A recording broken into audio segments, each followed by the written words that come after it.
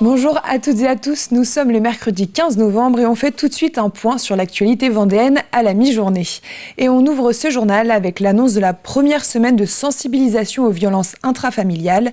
Elle commencera le 20 novembre et se terminera le 25, date de la journée internationale de lutte contre les violences faites aux femmes.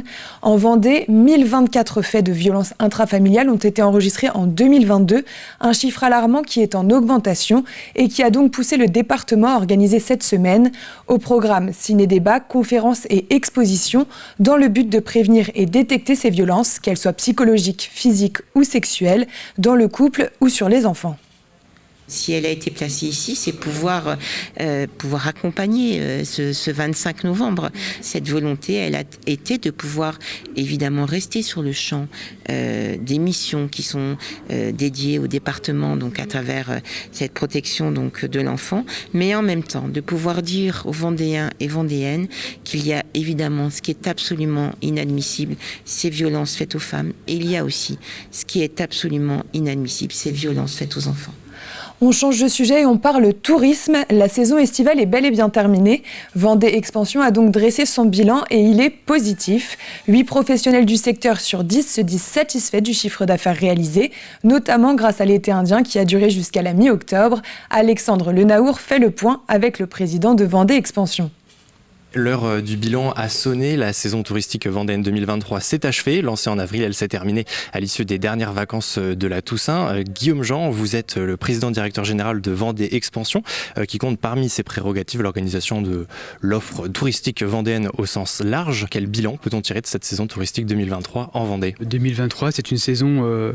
Une belle saison qui, comme vous l'avez dit, s'analyse sur les 6 mois qui séparent avril de novembre. Et on se rend compte que une bonne météo en arrière-saison peut rattraper, comme ça a été le cas en 2023, une météo un peu parfois maussade au mois de juillet. 2023 a été une bonne saison, notamment parce qu'il y a eu l'avant-saison, à savoir notamment les ponts du mois de mai, et puis bien sûr un mois de septembre le plus chaud recensé en France, un mois d'octobre également très chaud, et ce qui fait que globalement il y a une satisfaction de l'ensemble des professionnels, que ce soit l'hôtellerie de plein air, l'hôtellerie-restauration et puis les sites touristiques.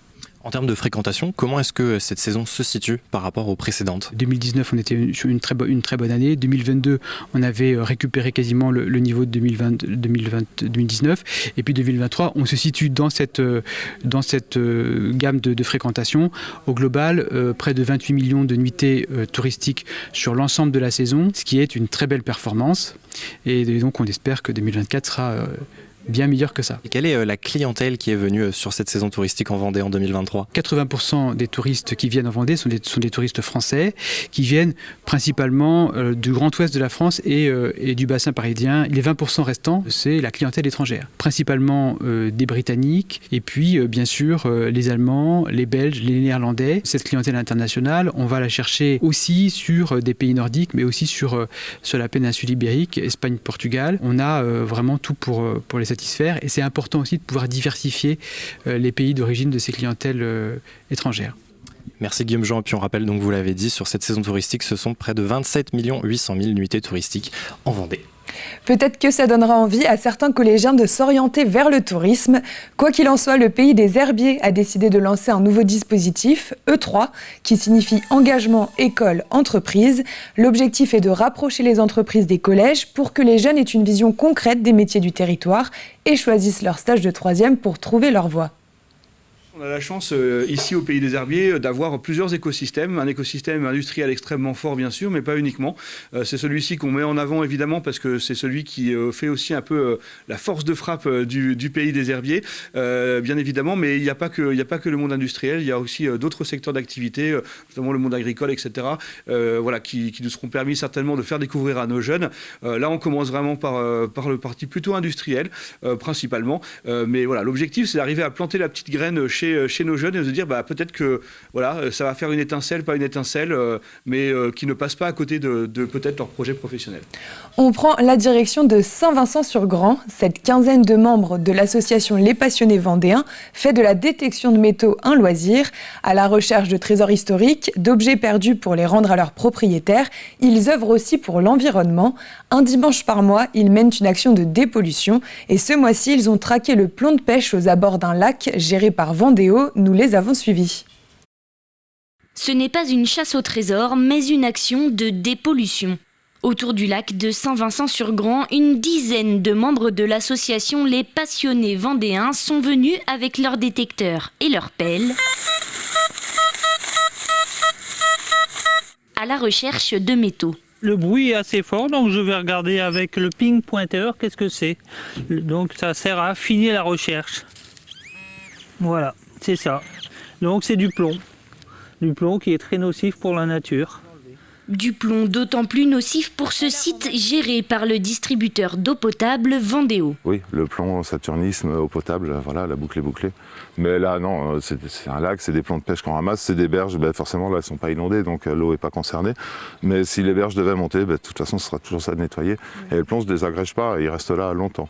Contrairement à du ferreux qui, lui, va se désagréger au fil du temps. Voilà. Ces passionnés font de la détection pour le plaisir, mais un dimanche par mois, ils mènent ce genre d'action pour préserver l'environnement, un geste qui a du sens et qu'ils partagent ensemble. Et donc c'est clairement de la dépollution, c'est ce qu'on vise à faire aujourd'hui, c'est l'occasion de se réunir et de respecter le cadre légal de la détection en France, où on peut se permettre de venir dépolluer dans une propriété privée ou sur un site privé comme celui-là, à la demande du syndicat. Les détections de métaux sont très encadrées. Les détectoristes doivent obtenir un accord de la préfecture ou de la police municipale en fonction de l'endroit où ils veulent rechercher. Elles sont autorisées dans le cadre de dépollution ou de recherche d'objets perdus, un loisir utile pour tous. Il y a une page Facebook qui est dédiée à ça, en fait, recherche alliance perdue. Et donc du coup on va dessus et il y a des personnes, des anonymes qui ont perdu justement une alliance. Et donc on y va, on fait la recherche et ça nous est arrivé de retrouver des alliances et les rendre à leurs propriétaires. Voici le fruit de leur collecte. Au total, 3,5 kg de plomb ont été enlevés aux abords de ce lac. Culture pour terminer avec le festival Jazz sur Camembert qui aura lieu du 24 au 26 novembre prochain à Fontenay-le-Comte. C'est l'association Le Camembert qui est à l'origine de cet événement depuis plusieurs années. Sa volonté était de faire vivre le foyer des jeunes travailleurs avec des spectacles.